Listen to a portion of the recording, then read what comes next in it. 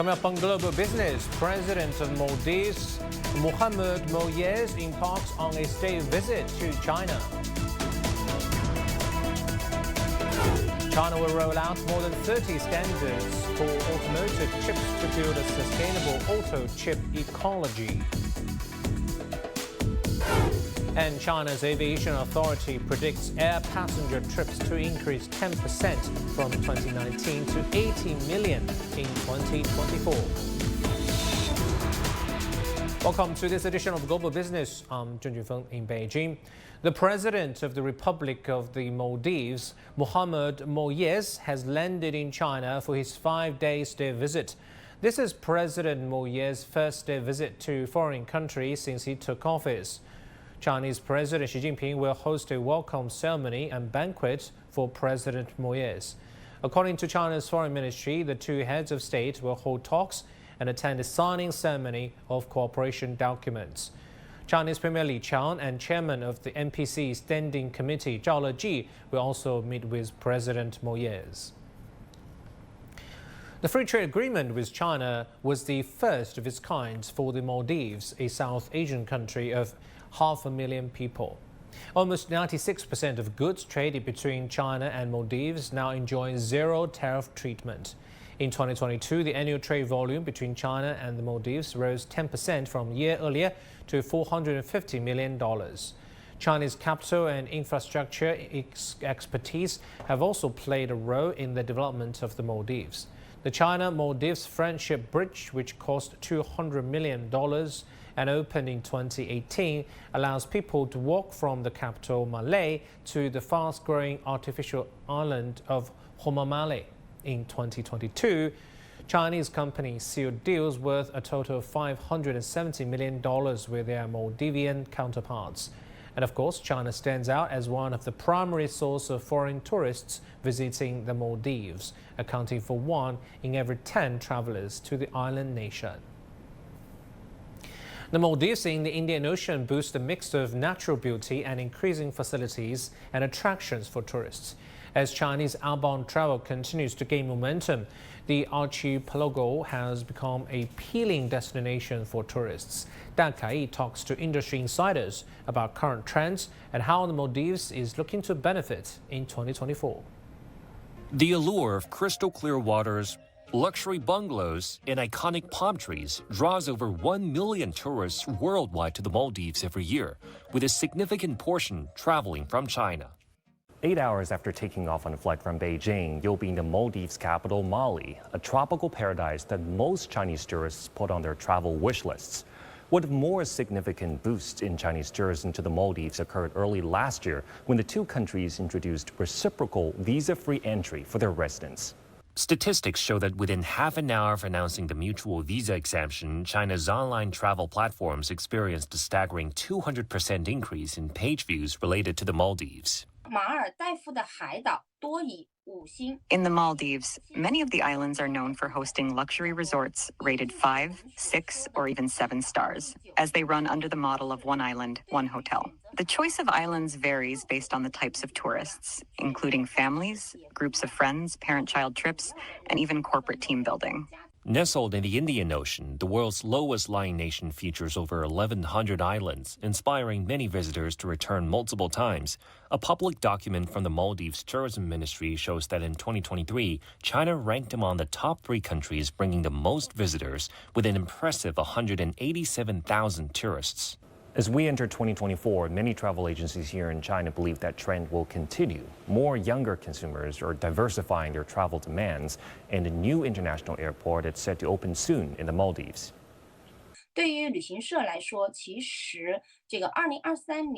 For travel agencies, 2023 served as a transition phase for outbound tourism, setting the stage for rapid growth in 2024. The Maldives, catering to the increasing demand from Chinese tourists, is poised for this surge. Data we've collected shows a rise in middle to high-end travelers, aligning with the Maldives' appeal for upscale tourism. The new Vallana International Airport is also about to go operational. Another factor contributing to the upswing is the increasing choices of younger Chinese travelers born after 1995. 5. This generation is seen as more open to exploring diverse options for overseas honeymoons and weddings. As predicted by travel agencies, the trend is expected to bring a higher influx of Chinese travelers to the Maldives this year. 戴凯怡 CGTN 北京。 For more insights into China-Maldives cooperation, I want to bring our guest Liu Zongyi, Director and Senior Fellow at South Asia Studies Center for Shanghai Institute for International Studies. Thanks for joining us. China tourism to Maldives increased last year when the two countries introduced a reciprocal visa-free entry. What other steps can the Maldives take to promote tourism from China? Okay, thank you very much. As we know, the tourist industry is the economic pillar of Maldives, and the Maldivian government attach great importance to the Chinese market and the Chinese tourists. As we know, before the COVID-19, China is the largest tourist is the largest source of tourists to Maldives. After the COVID-19, China and the Maldives resumed direct flights in January last year, with an increasing number of Chinese tourists coming to Maldives. And the Maldives government adopted a lot of policies to attract Chinese passengers. As we know, when the first Chinese flight from Beijing to Mali, Maldives held a Watergate ceremony for the passengers, arranging traditional songs and dance performances to welcome these Chinese passengers, presenting flowers and presenting souvenirs and travel brochures to them. We also find that with the increase in number of Chinese tourists, they held the local government and the tourist companies held a lot of Chinese language training for the local local Maldives tourism professionals to improve their proficiency in order to provide better services for the Chinese tourists. Also, they adopt some measures to promote the safety and the security measures to let the Chinese tourists to feel this place is secure and safe, because in some East Asian countries, Chinese tourists think that these places are not safe enough. I see. Okay. So, Mr. Liu, we can see that most of the hotels in Maldives are developed by some Western hotel chains, famous chains, but we don't see many Chinese hotels there. How can the Maldives encourage more Chinese investment in its hospitality industry? Okay.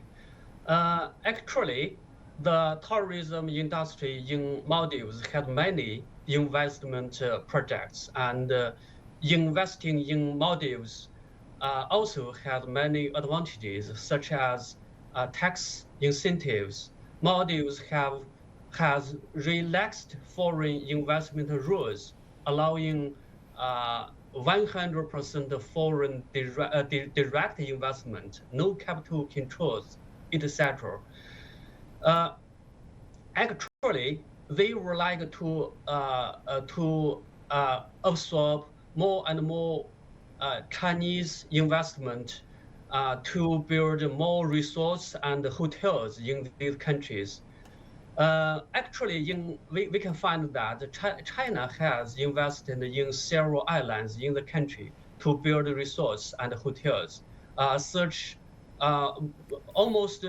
Maybe most of these projects are joint venture projects. After the completion of these projects, it will further improve the brand layout of high-end luxury hotels in Maldives, promote the development of Maldives tourism industry, such as one land, one hotel, and to help the tourism economy soar. But in the past, some investments in China were influenced by politics and dragged down by the so-called debt trap. I think if Maldives want to attract more Chinese investment, this needs to be changed in the future. In addition, Chinese companies also need to do some research on the tourist market capacity of Maldives to avoid investing in excess into the local hotel industries. Thank you so much for insights into this. That's Mr. Liu Zongyi for us. January 8th marks the 45th anniversary of the establishment of diplomatic relations between China and Djibouti. The Chinese Foreign Ministry has chosen Africa for its first overseas tour of the year for 33 consecutive years, consistently reaffirming the deep and traditional friendship between China and Africa. From January to June 2023, trade between China and Djibouti amounted to almost $2 billion, reflecting a 27% year-on-year growth. Chinese exports during this period reached almost $1.9 billion, embarking a 26% increase, while imports stood at $60 million, experiencing a significant growth of 54%. Moving on to the response of the Ministry of Foreign Affairs to U.S. export controls on China's semiconductor enterprises. Mao Ning, the ministry spokesperson, criticized the U.S. continued tightening of policy as economic bullying. It's clear that U.S. stepping up export control measures on China's semiconductor enterprises is a genuine act of economic bullying. It's not out of consideration of so-called national security or fair competition. The U.S. action will seriously affect the stability of the international production and supply chain, poison international cooperation, and lead to division and confrontation, and hurt itself by its own doing. The Ministry of Industry and Information Technology on Monday issued plans for a set of national standards for semiconductors used in the automotive industry. According to the ministry's statement, China will formulate more than 30 standards for automotive chips by 2025. And by 2030, more than 70 related standards will be determined to further improve the application of communication technologies to meet the needs of building a sustainable automotive chip industry ecology. Moving on to some other business headlines from around the world. China Eastern Airlines will begin scheduled passenger operations of its fourth C919 plane on Tuesday. The plane will shuttle between Shanghai's Hongqiao Airport and Beijing's Daxing Airport. The C919 is China's first self-developed aircraft model, and China Eastern Airlines already has 3 C919 aircraft in operation. Oil prices fell by more than 2% on Monday on sharp price cuts by top exporter Saudi Arabia and a rising OPEC output, offsetting supply concerns generated by escalating geopolitical tensions in the Middle East.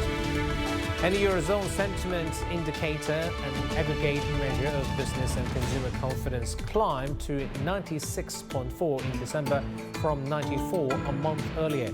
It marks the third straight month of improvement, though the reading remains below the long-term average of 100. Watching Global Business come up next.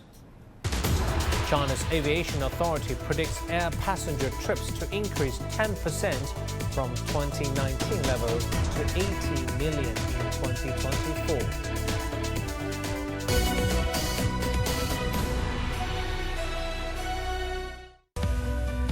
We are all connected. Across borders, across continents, connected by ideas, a shared humanity. Stay connected.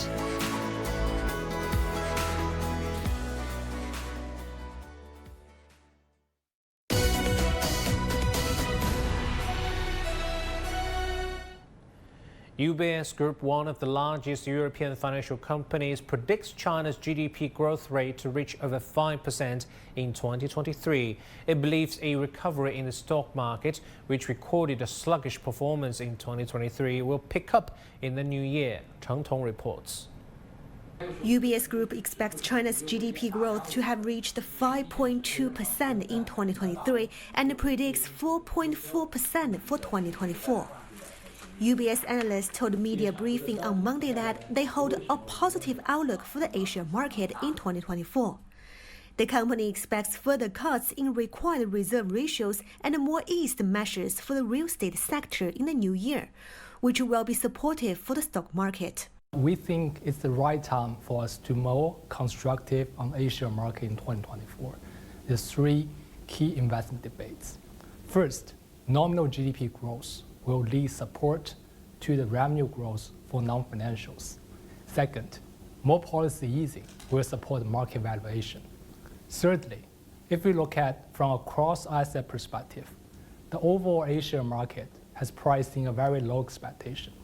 But if we look at the bond market and the commodity market, they are both seemingly pricing economic rebound.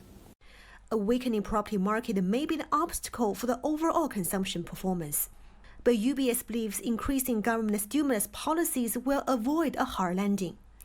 It projects a moderate growth in the consumption sector in 2024 and predicts obvious changes in consumer behaviors. We actually have done a survey on the Chinese females' consumer behaviors in November of 2023. So based on that survey, 57% of the Chinese females, they want to spend on more tourism and more experiences rather than goods. I think that's a very obvious trend we have picked up.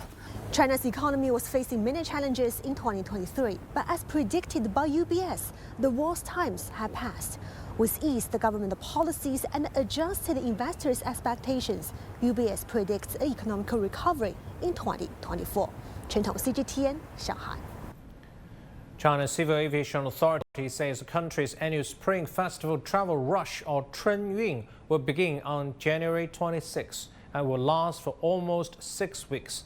The Civil Aviation Administration of China made an announcement during a press conference on Monday in Beijing. It predicts that this year, air passenger trips during the period will hit 18 million, an increase of almost 10% over the pre-pandemic level. The authorities expect northeast Heilongjiang province, the northwest Xinjiang Uyghur Autonomous Region, and southern Hainan province to be among the top destinations. 2024年春运将从1月26日开始。 For the civil aviation sector, this year's Spring Festival travel rush is going to start on January 26 and end on March 5th. It will last 40 days. We estimate that the air passenger will hit 80 million trips during this period, a year-on-year increase of 44.9%. The number is expected to reach a new historical high. From the international market, we believe a short-term travel peak will be observed. And Japan, South Korea, as well as countries in the Southeast Asian region will be the top destinations for Chinese people to travel abroad. During this period, we believe the number of daily passenger flights will hit 16,500, seeing a year-on-year increase of 24%, and it will reach basically the same level compared with the pre-pandemic condition. Well, the beginning of 2024 marks an important moment for China's burgeoning cruising market as the Andorra Magic City completed its maiden voyage. It's China's first homegrown large cruise ship. In today's BizFocus, CGTN's Lily Lu takes us aboard the Andorra Magic City to experience the ship firsthand and explore what opportunities it brings for the global cruise industry.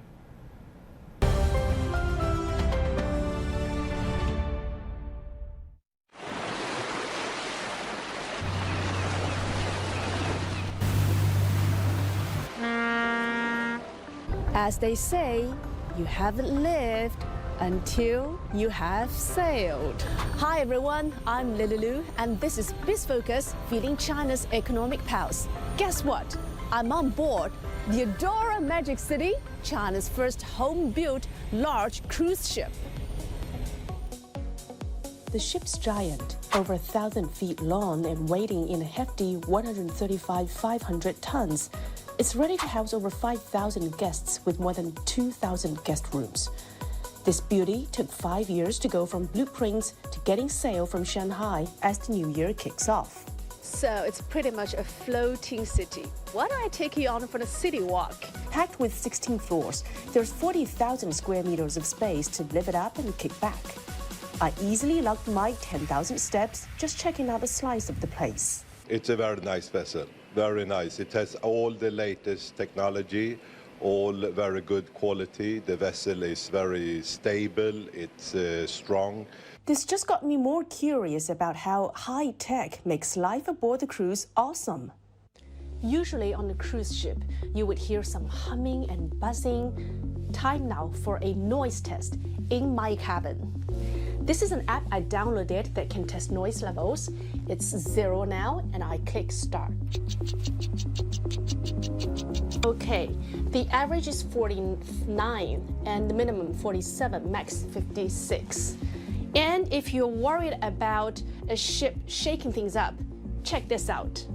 I'm setting this glass full of water on the table here. Let's see how much it spills after a full day out at sea. It's amazing. Not a drop. Out on the deck, passengers are having fun making scores in the mini golf course and basketball court. Further evidence of the ship's stability. My biggest impression is the ship is so stable. I used to get seasick. Now this time, I feel like I'm just inside another luxury hotel. Very comfortable. Of course, it depends on more than geometry. A series of core technologies have been tackled over the past 5 years. The ship's builder, Shanghai Waigaochao Shipbuilding Co. Limited, a company owned by China's State Shipbuilding Corporation, has worked with over 5,000 technicians and engineers from more than 30 countries.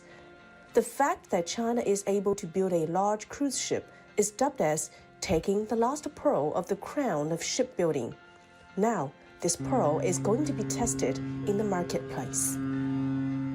While doubling down on hardware, winning hearts is about the service. The crew on the ship, over 1,000 strong from 30 countries, they're all about top-notch in everything. The last 2 decades, the people they are more demanding because they travel a lot. They can compare you every product with any other product they try in the past. So if you want to be successful, you need, first of all, to read the customer's preference. So everything we create here and we design is based on the Chinese market preference, on their needs, and we have customization and exclusivity in our product. What makes cruise traveling stands out is that it's one stop for my travel needs. We can save time on the road while having fun all day long. This is very tempting for young people. From supplier to partners, from crew to customers, China seems to be flexing its muscle in the global cruise supply chain big time. Behind it is China's growing spending power. Earlier, I caught up with analyst Jimmy Zhu to break it down in Shanghai. How is the global supply chain harnessing on China's booming cruise industry? We believe there's a lot of investments need to be made to build the port, to build the relevant infrastructure. So this is also a very good opportunity to expand in the industrial, especially in the supply chain. So when we have a more comprehensive supply chain around the world, we believe that will also help China to start to build this cruise industry to the next stage. On to the next stage. Cruise liners will need to put out all the stops to cash in on China's booming cultural tourism market, to make those dream vacations a reality.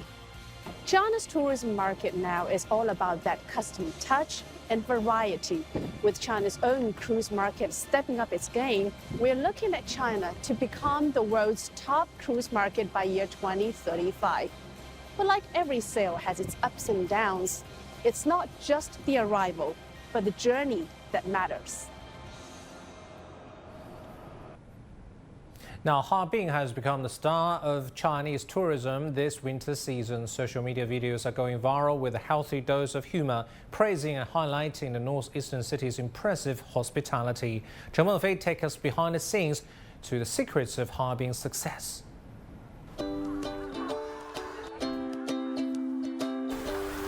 On Harbin's famous Central Street, a newly laid carpet has become an internet sensation. Wow! Videos circulate online addressing the newfound safety measures. This tunnel was built in 2007. In the past 16 years, it never covered with carpet. Because you've lived in Harbin for how long? I've been living in Harbin for more than 20 years, and I can tell you. And you can tell. It's really fresh for our local residents. A local commentator jokingly complains, "What about all those times I fell?" Locals like to joke about how much we spoil these tourists from the south. We heard from our street patrollers that many southern tourists tripped on the steps. So we had workers taking over 40 hours, day and night, non-stop, and laid nearly 1,000 square meters of slip-proof carpet. The response from Harbin's authorities is prime advertisement, spread through social media posts by netizens. A provincial tourism leader says Harbin's deliberate efforts in monitoring and reacting to online comments has played a role in the city's popularity. New initiatives on Central Street this year include putting up thousands more lamps and encouraging businesses to shelter freezing customers for free. This winter season, Harbin became a sensation. I think at the end of the day, it's because we did our homework and worked very hard for it. It didn't come easily. Another video about Harbin that went viral features a tall, handsome man serving tourists hot water at Ice and Snow World, one of the city's biggest attractions. That guy was actually one of our volunteers. Did you guys plan it thinking it could go viral? It was never our consideration whether it would go viral or not. It was about our park having a high volume of visitors this year, and we needed more service people, which is why we recruited volunteers. For 25 years, Ice and Snow World has showcased an impressive display of sculptures for domestic and overseas tourists. We've been doing this for many years. I think the fact it's become so popular this year is the result of cultivating and developing our ice and snow culture for more than 60 years. For other cities working hard to attract visitors and win fame, Harbin's story offers a bright ray of hope. Chen Mengfei, CGTN, Heilongjiang Province. With a beautiful and fun Harbin, we wrap up this edition of Global Business. I'm Zhu Jingfeng in Beijing. Thanks for watching this edition of Global Business. See you again.